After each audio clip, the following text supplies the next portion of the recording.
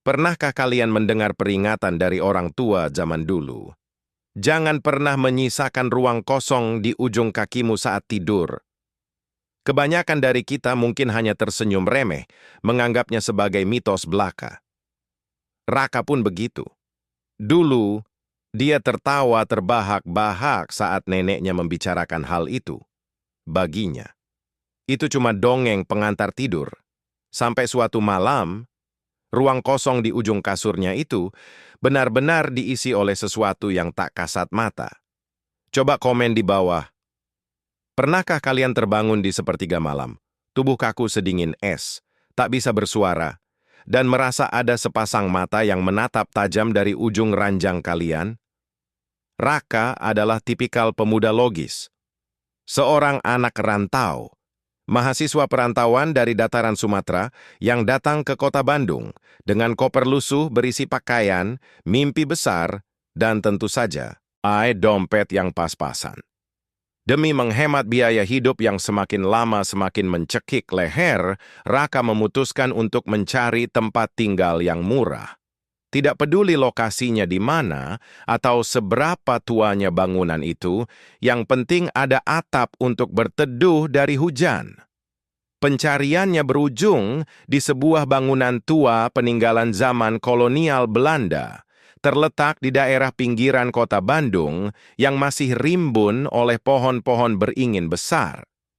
Bangunan kos itu dulunya pasti sangat megah, layaknya rumah liburan para menir Belanda. Namun kini, cat putihnya sudah menguning, mengelupas di banyak bagian, memperlihatkan batu bata kusam di baliknya. Atapnya menjulang sangat tinggi, jendela-jendelanya besar memanjang ke bawah, dihiasi teralis besi berkarat yang bentuknya menyerupai sulur tanaman merambat yang mencekik. Udara kota Bandung memang selalu sejuk, apalagi menjelang malam hari. Tapi entah mengapa, saat pertama kali Raka menginjakkan kaki ke lorong menuju kamarnya di lantai 2, ada hawa dingin yang berbeda. Hawa itu tidak menyegarkan. Hawa itu lembab, berat, dan menusuk langsung ke persendian tulang. Lorong itu memanjang gelap. Hanya disinari satu cahaya lampu pijar kuning yang remang-remang di ujung jalan. Sepi. Sunyi. Sangat sunyi sampai Raka bisa mendengar suara gesekan sol sepatunya sendiri menggema di lantai ubin bermotif kuno tersebut. Yang penting murah meriah, bisa buat tidur nyenyak tiap malam, batin Raka saat itu. Mencoba mengusir perasaan tidak nyaman yang tiba-tiba menyergap rongga dadanya. Dia mahasiswa teknik. Mahasiswa yang hidup dari rumus, logika, dan angka pasti. Baginya, hantu, dedemit, jin, atau roh halus itu cuma halusinasi visual dari otak yang terlalu kelelahan akibat begadang mengerjakan tugas. Dia tidak percaya hal-hal mistis. Titik. Kamar Raka terletak paling ujung, tepat di sebelah tangga kayu reyot, yang selalu berderit menyayat hati setiap kali diinjak. Kamarnya ternyata cukup luas, lantainya terbuat dari papan kayu solid yang sudah menghitam kusam. Namun, perabotannya sangat minim. Hanya ada sebuah kasur busa tipis yang diletakkan langsung di lantai tanpa dipan, sebuah lemari, pakaian dari kayu jati yang baunya sangat apek seperti bau tanah, sebuah meja belajar kecil, dan sebuah benda yang langsung menyita perhatian Raka begitu dia membuka kenop pintu. Sebuah cermin antik. Cermin itu bukan cermin biasa yang digantung di dinding. Cermin itu adalah cermin rias model berdiri yang tingginya nyaris menyamai tinggi tubuh Raka. Bingkainya terbuat dari kayu tebal berukir sangat rumit. Ukirannya berbentuk bunga melati dan sulur-sulur daun yang tampak terlalu tua. Mungkin usianya sudah lebih dari 100 tahun. Kacanya tebal, namun sedikit buram, dengan banyak bercak-bercak hitam karat yang menjalar di sudut-sudutnya akibat termakan usia. Anehnya, Cermin besar itu diposisikan tepat menghadap lurus ke arah kasur lantai. Jika Raka berbaring di atas kasur busa itu, dia akan bisa langsung melihat seluruh tubuhnya terpantul utuh di dalam kaca. Dari ujung rambut sampai ke ruang kosong di ujung kakinya. Raka merasa sedikit risih. Ada perasaan aneh yang menjalar di perutnya saat melihat pantulan dirinya sendiri di kaca yang buram itu. Seolah-olah bayangan di dalam cermin itu memiliki kehidupannya sendiri. Seolah bayangan itu sedang membalas menatapnya. Tapi Raka menggelengkan kepala, cepat-cepat menepis pikiran bodoh itu. Sore itu, di hari pertamanya, saat Raka sedang sibuk mengeluarkan pakaian dari koper, terdengar suara langkah kaki pelan menyeret di luar kamarnya. Pintu kamarnya yang terbuka separuh diketuk pelan. Itu ibu kos. Seorang wanita paruh baya dengan rambut yang mulai memutih tak beraturan, mengenakan daster batik pudar. Tatapan mata ibu kos selalu terlihat layu dan kosong, sementara suaranya sangat pelan, nyaris terdengar seperti bisikan angin yang lewat di sela daun. Di tangannya yang keriput, beliau membawa secarik kain hitam legam. Kain itu tampak tebal dan berdebu. "Nak Raka!" panggil ibu kos perlahan. Suaranya entah mengapa membuat bulu kuduk Raka tanpa sadar meremang tajam. "Ini kain untuk cerminnya." Raka menghentikan aktivitasnya, mengerutkan kening dengan bingung. "Kain? Buat apa cermin ditutup kain segala, Bu?" Ibu kos berjalan sangat pelan, nyaris tanpa suara, langkah ke dalam kamar. Matanya terus menunduk, seolah sengaja menghindari kontak mata dengan cermin buram di sudut ruangan itu. Beliau meletakkan kain hitam tersebut di atas meja belajar dengan tangan gemetar. Wajahnya pias, pasi. "Dengar baik-baik pesan ibu. Nak Raka," ucap ibu kos. Kali ini nadanya terdengar lebih berat, bergetar, dan teramat serius. "Setiap malam, sebelum kamu merebahkan badan untuk memejamkan mata, tutuplah cermin itu dengan kain hitam ini. Tutup seluruhnya. Jangan biarkan ada satu jengkal pun bagian kaca yang mengintip ke arah tempat tidurmu saat lampu dipadamkan." Raka menahan senyum. Mitos kolot apalagi ini? Pikirnya geli di dalam hati. Namun, demi menghargai pemilik bangunan, Raka hanya mengangguk sopan pura-pura patuh. "Iya, Bu. Nanti malam saya tutup." Namun ibu kos belum beranjak pergi. Beliau berdiri kaku di dekat pintu, menahan napas sejenak.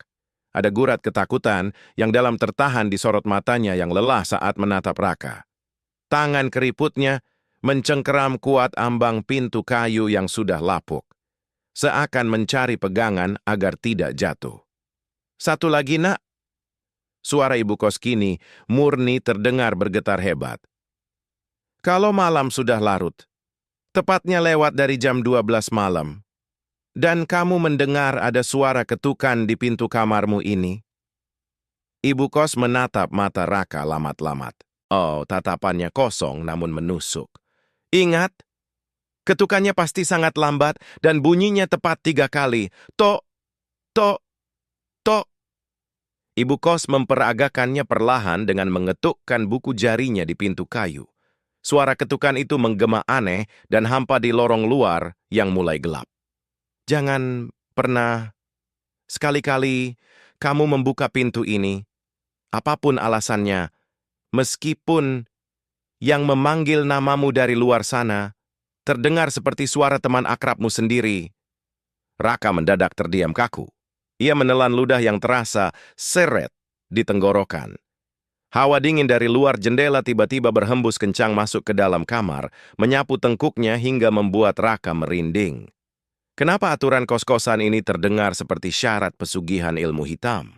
Apa yang sebenarnya ada di luar pintu itu setelah lewat tengah malam? Tapi, sekali lagi, tembok logika Raka yang keras kepala kembali berdiri tegak. Ah, paling cuma akal-akalan ibu kos biar mahasiswa perantauan nggak pada kelayapan malam-malam atau bawa teman nginep sembarangan bikin ribut, batin Raka menenangkan dirinya sendiri. Ibu kos pun beranjak pergi menyeret langkahnya tanpa sepatah kata lagi, meninggalkan Raka sendirian bersama udara kamar yang mendadak terasa pengap dan berat. Raka melirik sekilas ke arah cermin tua itu. Lorong di luar kamarnya kini sudah benar-benar tenggelam dalam kegelapan malam. Malam pertama di Kota Kembang, Bandung baru saja akan dimulai, dan Raka sama sekali tidak tahu bahwa peringatan dari ibu kos bukanlah sebuah mitos kuno untuk menakut-nakuti anak kecil. Itu adalah peringatan kelangsungan hidup. Garis batas mutlak yang memisahkan antara dunia manusia yang bernapas, Aus, dan dunia mereka yang sudah lama mati penasaran. Malam ketiga. Hujan gerimis awet khas Bandung turun sejak sore, menyisakan hawa dingin yang benar-benar menusuk sampai ke sumsum tulang. Raka duduk bersila di atas kasur busanya yang tipis, merapatkan jaket himpunannya. Laptop menyala terang, menampilkan layar tugas besar yang belum kelar. Gelas kopi sachet di sebelahnya sudah lama dingin. Suasana kos-kosan tua itu sepi banget. Terlalu sunyi untuk ukuran tempat tinggal mahasiswa. Biasanya di jam segini, selalu ada suara denting gitar dari kamar sebelah atau suara ketawa ketiwi orang nongkrong. Tapi di sini, tidak ada. Cuman ada suara rintik hujan yang ritmis memukul kaca jendela kamarnya yang besar. Dan tepat di tengah keheningan yang mengiris telinga itu, Raka mulai mencium sesuatu. Awalnya tipis, cuma selintas lewat di hidung. Tapi perlahan-lahan, baunya makin pekat, menebal, dan memenuhi seluruh isi kamar yang pengap ini. Bau bunga melati. Sangat wangi. Terlalu wangi sampai bikin mual. Dan yang bikin perut Raka tiba-tiba melilit. Wangi melati itu bercampur dengan bau tanah basah yang amis. Kalian tahu kan, bau tanah merah yang baru saja digali di area pemakaman saat hujan turun? Persis seperti itu. Hawa kamar mendadak berubah drastis. Bukan lagi dingin karena cuaca luar, tapi dingin ganjil yang bikin bulu roma di tengkuk berdiri serentak. Raka berhenti mengetik. Jari-jarinya menggantung di atas keyboard. Dia mengendus udara, mencoba mencari sumber bau. Logikanya, sebagai mahasiswa teknik yang anti tahayul, langsung bekerja keras mencari pembenaran. Paling ini wangi bunga dari kebun samping yang mekar kena hujan, gumamnya pelan, mencoba menenangkan detak jantungnya sendiri. Namanya juga rumah zaman Belanda, pasti banyak tanaman liar di bawah. Bau tanahnya ya wajar, kan lagi hujan. Iya, Raka masih denial. Semuanya harus bisa dijelaskan pakai rumus dan nalar. Dia menolak takut. Apalagi uang bulanannya sudah mepet, tidak mungkin dia pindah kosan malam ini juga. Jam di pojok kanan bawah layar laptop menunjukkan pukul 23.45. Hampir tengah malam. Raka harus merekam narasi audio untuk tugas presentasinya besok pagi. Dia buru-buru memasang earphone berkabelnya, mendekatkan wajah ke arah layar, dan menekan tombol rekor di aplikasinya. Tes, tes, 1, 2, 3. Kamar itu sangat sunyi. Raka mulai membaca teks presentasinya dengan suara pelan namun tegas. Suaranya menggema pelan, memantul di dinding kamar yang tinggi. Sekitar 5 menit dia merekam tanpa henti. Beres. Dia mengklik tombol stop.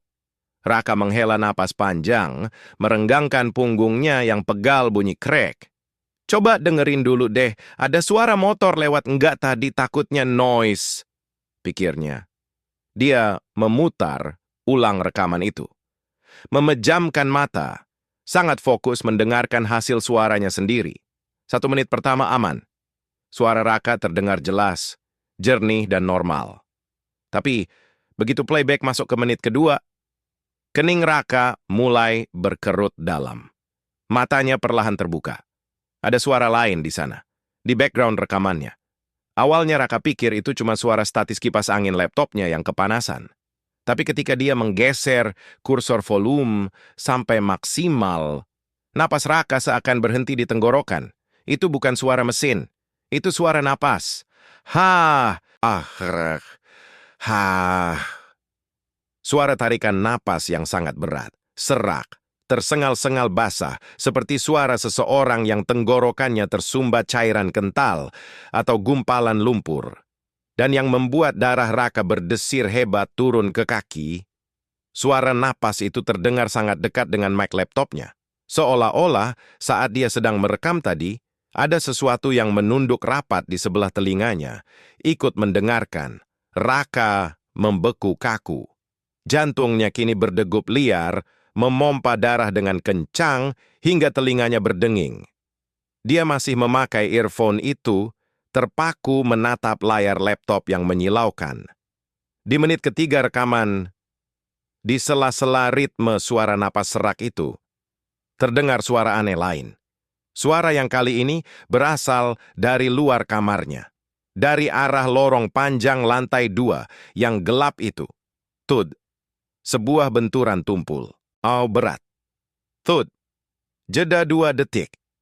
Tut. Itu sama sekali bukan suara langkah kaki orang berjalan. Suaranya terlalu padat, terlalu menghentak. Itu adalah suara sesuatu yang melompat dan mendarat keras di atas lantai ubin kuno di luar kamarnya. Dan suaranya makin lama makin keras. Makin dekat menuju pintu kamarnya. Tut. Raka panik luar biasa. Dengan tangan gemetar parah, dia mencabut paksa kabel earphone dari port laptop. Keheningan kamar aslinya kembali menyergap. Dia menahan napasnya sendiri, menajamkan pendengaran ke arah pintu. Hening. Tidak ada suara apa-apa di luar sana saat ini. Cuma suara rintik hujan. Halusinasi. Ini pasti error dari mic laptop. Iya, hardware-nya rusak. Bisik Raka pada dirinya sendiri. Suaranya bergetar, tangannya berkeringat dingin memegangi ujung kasur busanya. Dia memaksakan diri menatap pintu kayu kamarnya yang tertutup rapat, menunggu apakah suara lompatan itu benar-benar ada di dunia nyata. Namun, di saat seluruh fokus dan matanya tertuju lurus ke arah pintu, srit, buk, ada suara kain jatuh. Di belakangnya, di sudut kamar, Raka menoleh perlahan ke belakang. Gerakannya kaku seperti engsel berkarat. Matanya membelalak sempurna. Kain hitam tebal dari ibu kos yang sejak malam pertama selalu dia pasang untuk menutupi cermin antik itu. Kini, teronggok di lantai. Kain itu merosot jatuh dengan sendirinya. Padahal jendela tertutup rapat. Tidak ada celah angin sama sekali. Kini, cermin buram berbercak hitam itu terbuka telanjang, menghadap langsung ke arah kasurnya. Ke arah Raka yang sedang duduk gemetar. Dan sebelum Raka sempat memproses nalar atas apa yang baru saja terjadi, bola lampu pijar di langit-langit kamarnya tiba-tiba berdengung keras. Bzzzt. Lampu kuning itu berkedip, mati, menyala sesaat, mati lagi. Membuat bayangan kamar di dalam cermin itu tampak berkedip-kedip gulita. Dan di salah satu kedipan terang itu, Raka bersumpah, dia melihat pantulan sudut kamarnya di dalam cermin tidak lagi kosong. Malam kelima. Malam Jumat Kliwon. Buat orang Indonesia, kalian pasti tahu kan, kalau kombinasi waktu ini selalu punya aura yang berbeda. Udara terasa lebih berat. Angin, malam Bandung, yang biasanya berhembus kencang menggoyang dahan beringin, malam itu tiba-tiba berhenti total. Sepi, terlalu sepi, sampai telinga terasa berdenging. Raka duduk melorot di depan meja belajarnya. Kantung matanya menghitam parah. Deadline tugas akhir rancang bangun benar-benar memeras tenaga, dan kewarasannya sampai kering. Layar laptopnya masih menyala, menampilkan garis-garis rumit yang bikin sakit kepala.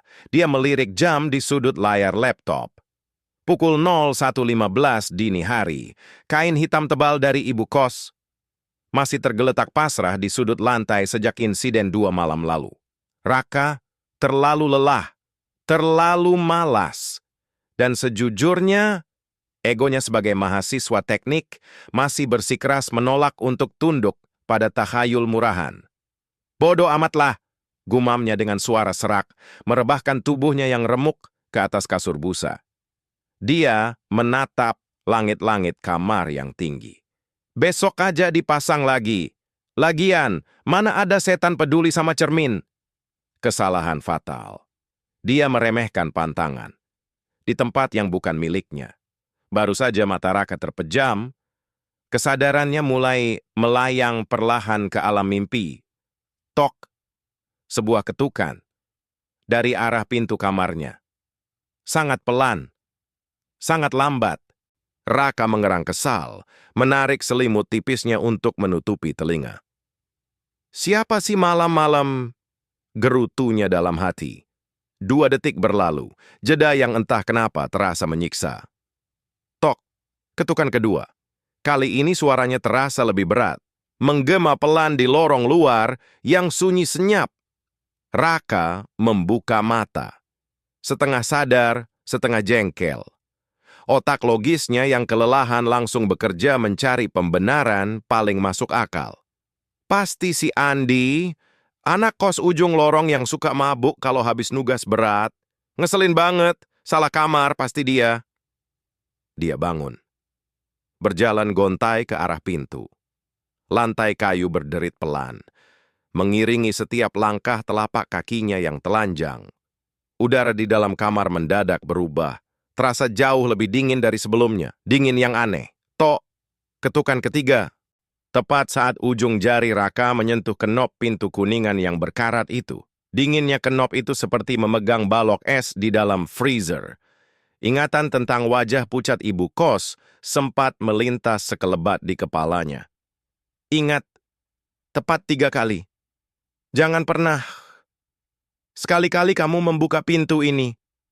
Tapi rasa kantuk dan emosi mengalahkan keraguannya. Dengan sekali tarikan kasar, Raka memutar kenop dan menarik pintu itu terbuka lebar. "Ndi, lu mabuk lagi ya? Ini kamar gue." Ucapannya terputus seketika. Tersangkut di kerongkongan. Matanya membelalak lebar. Lorong lantai 2 itu kosong, melompong. Tidak ada Andi. Tidak ada teman mabuk.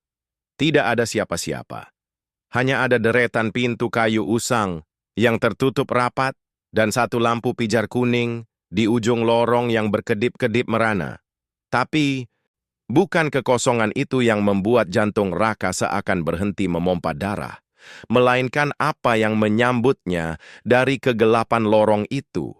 Sebuah hembusan angin, sangat dingin, sangat buas. Angin itu menerpa wajah Raka dengan kasar, membawa sebuah aroma yang sangat pekat dan memuakkan. Bukan lagi sekadar bau wangi melati samar seperti 2 malam lalu. Ini murni bau tanah basah. Bau tanah liat galian baru, bercampur dengan bau anyir daging yang membusuk berhari-hari. Seketika rasa kantuk Raka menguap tanpa sisa. Lututnya lemas seperti jeli. Tangannya gemetar hebat memegangi kusen pintu. Gila. Ini nggak mungkin. Apakah mitos itu benar? Batin Raka menjerit. Napasnya mulai memburu, dadanya sesak oleh bau kematian. Ada apa di luar sana? Kenapa baunya? Bau kuburan? Dia mundur 1 langkah. Kepalanya pening. Logikanya yang selalu ia banggakan hancur, berkeping-keping dalam hitungan detik. Dia sendirian, di lorong bangunan tua yang gelap, dan sesuatu yang tak kasat mata baru saja mengetuk pintunya. 3 kali, tepat seperti peringatan. Dengan sisa tenaga dan panik yang memuncak, Raka membanting pintu itu kuat-kuat. Brak! Dia buru-buru memutar kunci ganda. Bersandar kaku di daun pintu dengan dada naik turun, mencoba meraup oksigen sebanyak-banyaknya. Keringat dingin, sebesar biji jagung, mengucur deras, membasahi dahi dan pelipisnya. Tenang, Rak, tenang. Cuman angin malam. Dia mencoba berbisik pada dirinya sendiri, membujuk hatinya yang ketakutan setengah mati.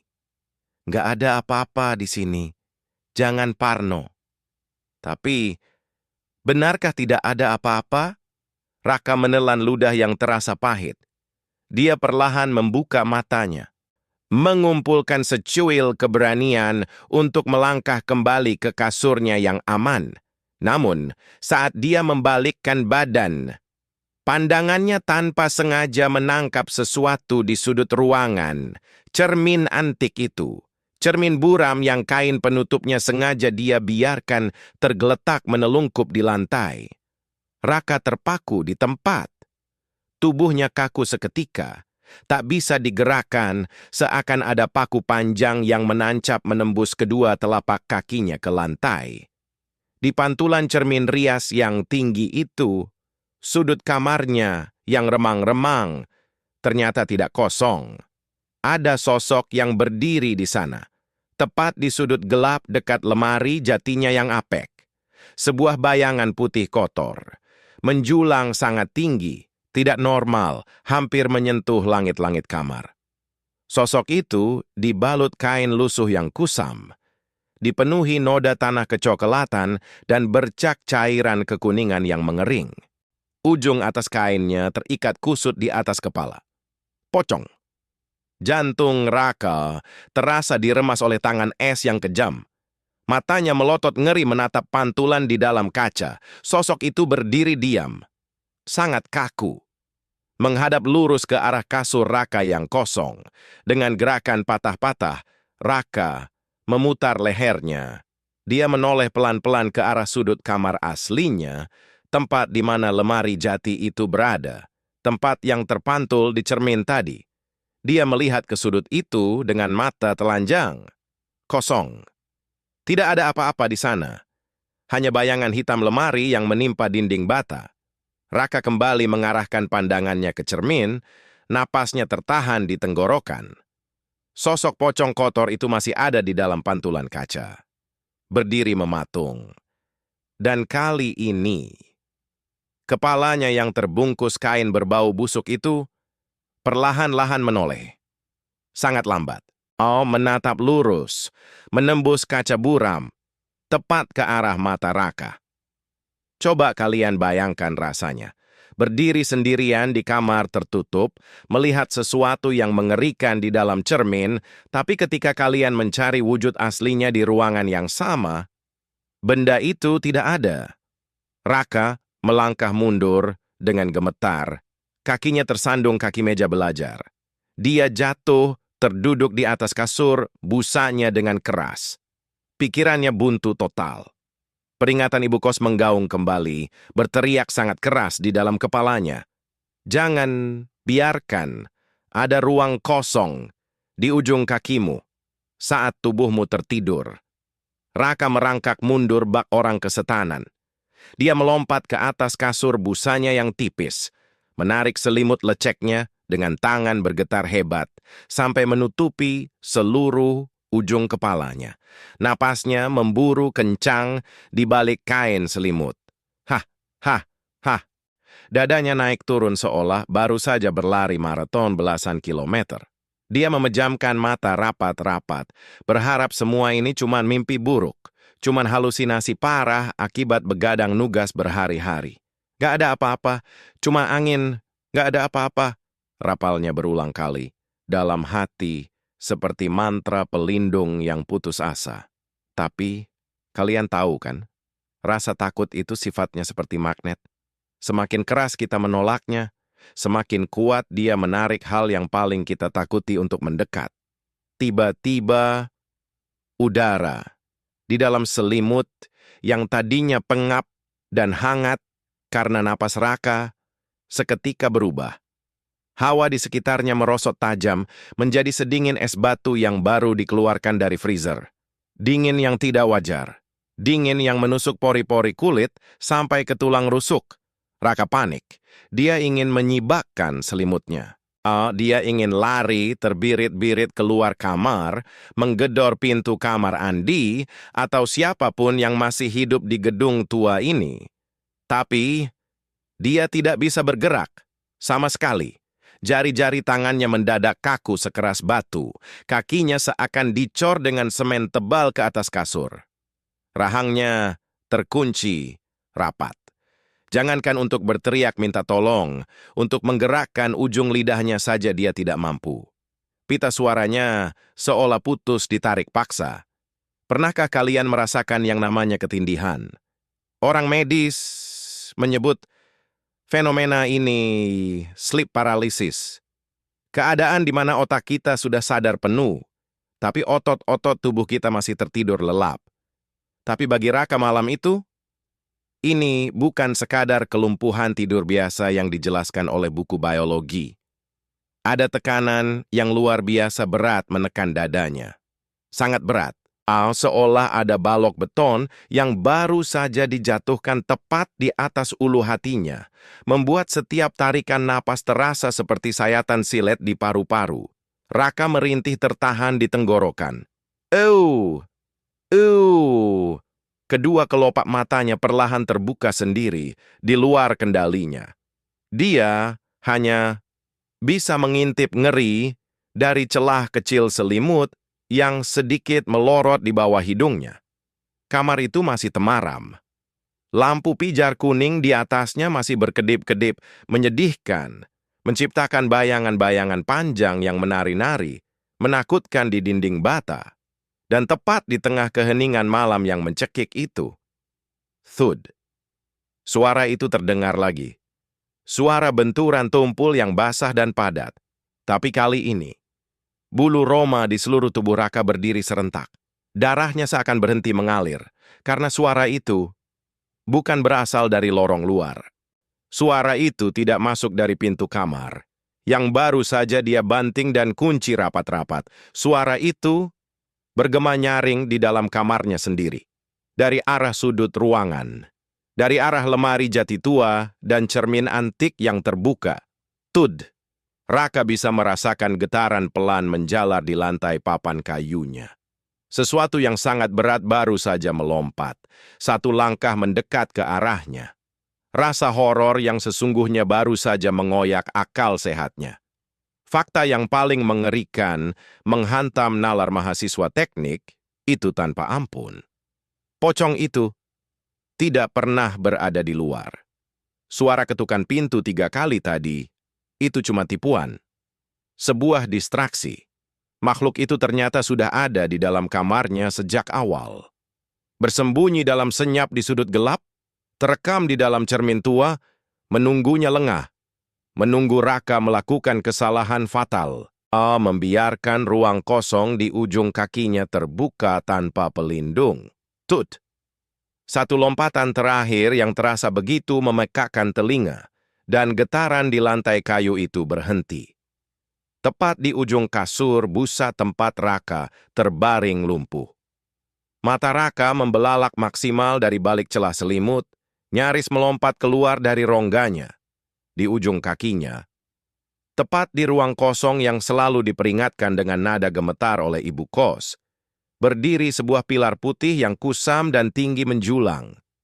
Kain kafan itu terlihat sangat kotor dalam keremangan cahaya, penuh noda cokelat kehitaman yang tampak lembab. Di beberapa bagian, kain itu basah dan meneteskan cairan kental berwarna kekuningan ke atas lantai kayu. Bau anyir darah kering, kapur barus yang menyengat, dan daging busuk meledak serentak di udara, menusuk langsung ke dalam penciuman Raka hingga perutnya mual hebat. Raka ingin menangis. Air mata ketakutan mulai menggenang di sudut matanya yang tak bisa berkedip. Dia ingin memejamkan mata, memohon pada Tuhan agar ini cepat berakhir. Tapi kelopak matanya seolah ditahan paksa oleh jemari tak kasat mata untuk tetap terbuka. Menjadi saksi bisu dari teror di kamarnya sendiri. Makhluk itu berdiri diam. Sangat kaku. Ikatan pocong di atas kepalanya tampak berserabut dan acak-acakan. Kotor oleh gumpalan tanah merah yang masih basah. Lalu, hal yang paling membuat kewarasan Raka putus seketika terjadi tepat di depan matanya. Tubuh kaku berbalut kain lusuh itu, perlahan-lahan, patah demi patah, mulai condong ke depan. Sangat pelan. Makhluk itu membungkuk, mencondongkan tubuh lurusnya bagai tiang yang tumbang, mengarah tepat ke wajah Raka yang berbaring kaku. Wajah di balik ikatan kafan itu tidak terlihat jelas, tertutup bayangan gelap. Tapi Raka bisa melihat ada bagian yang bolong. Hanya ada 2 lubang hitam pekat di tempat yang seharusnya ada mata, dan serpihan kulit yang menghitam, mengelupas parah, seolah habis terbakar atau dimakan belatung. Jarak mereka kini hanya terpaut beberapa jengkal. Raka bisa melihat dengan sangat detail tekstur serat kain kafan dan noda tanah liat yang menempel di sana. Dan kemudian, dari balik lubang yang seharusnya menjadi mulut, makhluk itu mengeluarkan suara. Suara yang sama persis dengan yang Raka temukan tak sengaja di rekaman audio laptopnya 2 malam lalu. Ha! Hek! Ha!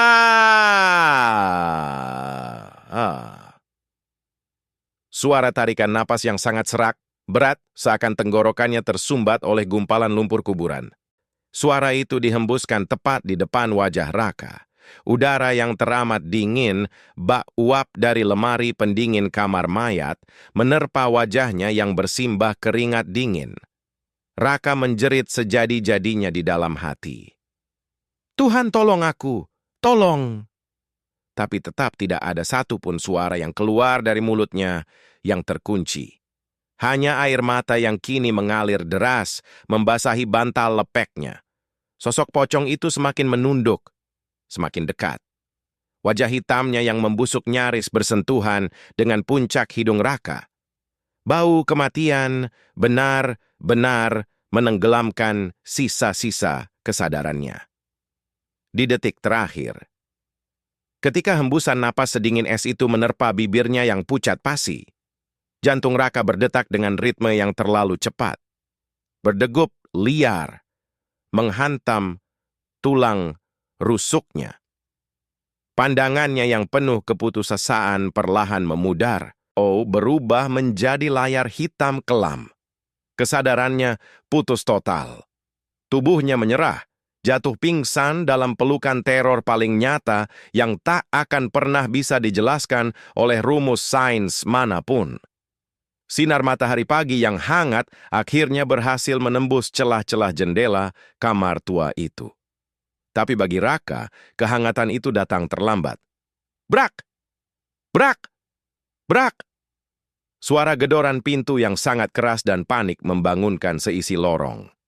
Ibu kos, dibantu oleh Andi, teman kos yang semalam dikira mabuk oleh Raka, akhirnya terpaksa mendobrak pintu kamar yang terkunci dari dalam itu. Pintu kayu lapuk itu terbuka paksa. Pemandangan di dalam kamar membuat napas ibu kos tercekat. Raka tergeletak tak berdaya di atas kasur busanya. Tubuhnya meringkuk seperti janin, menggigil hebat di balik selimut lecek yang basah oleh keringat dingin. Wajahnya pucat pasi, bibirnya membiru, dan suhu badannya panas tinggi bak disengat bara api. Siang harinya Raka perlahan membuka mata. Bau menyengat minyak kayu putih dan teh hangat langsung menyapa penciumannya. Dia tidak lagi berada di kamar atas yang mengerikan itu, melainkan di ruang tengah rumah ibu kos yang terang benderang. Di kursi rotan di sebelahnya, ibu kos duduk tertunduk. Wanita parubaya itu menangis dalam diam. Bahunya bergetar hebat. Maafkan ibu, Nak Raka, maafkan ibu. Suaranya parau, nyaris habis. Raka memegangi kepalanya yang masih berdenyut nyeri. Ada apa sebenarnya, Bu? Makhluk di kamar itu, dia... Raka tak sanggup meneruskan kalimatnya. Bayangan wajah hancur berbalut kafan kotor itu kembali berkelebat, membuat perutnya mual. Ibu kos mengusap air matanya dengan ujung daster. Sambil menatap kosong ke arah jendela, beliau mulai mengurai sebuah rahasia menyedihkan yang selama ini dikubur rapat-rapat di balik dinding bangunan tua peninggalan Belanda tersebut. Kamar di ujung lorong itu dulunya bukan kamar untuk disewakan, Nak. Ibu kos memulai ceritanya dengan suara bergetar. Itu adalah kamar anak laki-laki ibu satu-satunya. Namanya Dimas. Raka terdiam. Dia memaksakan diri untuk mendengarkan. Dimas itu sama seperti kamu, Nak Raka. Dia anak rantau. Dia pergi jauh untuk mengejar cita-citanya. Tapi suatu hari, dia pulang dalam keadaan sakit parah. Sakit aneh yang menggerogoti tubuhnya dengan cepat. Ibu waktu itu sedang berada di luar kota, mencari biaya untuk pengobatannya. Tapi takdir berkata lain. Air mata ibu kos tumpah semakin deras.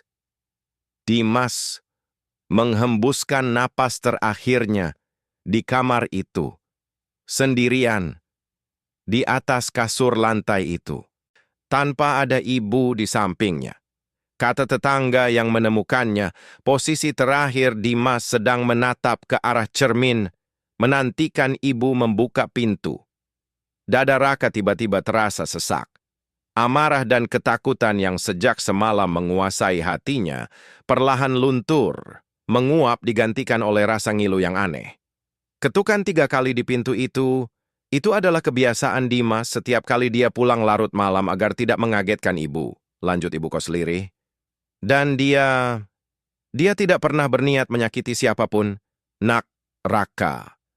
Arwahnya tertahan karena rasa rindu dan kesepian yang amat sangat mendalam. Dia merindukan sosok seorang ibu, merindukan teman. Dia hanya mencari sosok anak rantau yang mengingatkannya pada dirinya sendiri. Dia hanya ingin menemani orang yang tidur sendirian di ujung kasur itu. Mendengar penjelasan itu, AS pertahanan Raka runtuh. Dia menelan ludah, mencoba menahan air mata yang tiba-tiba mendesak keluar. Sisi logisnya mungkin masih sulit mencerna, tapi hatinya sebagai sesama anak rantau benar-benar tertampar keras.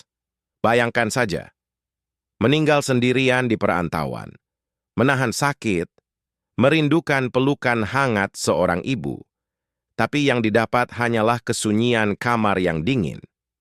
Wujud pocong kotor dan menyeramkan semalam bukanlah bentuk dari iblis jahat, melainkan manifestasi dari rasa sakit, penyesalan, dan penderitaan fisik di saat-saat terakhirnya.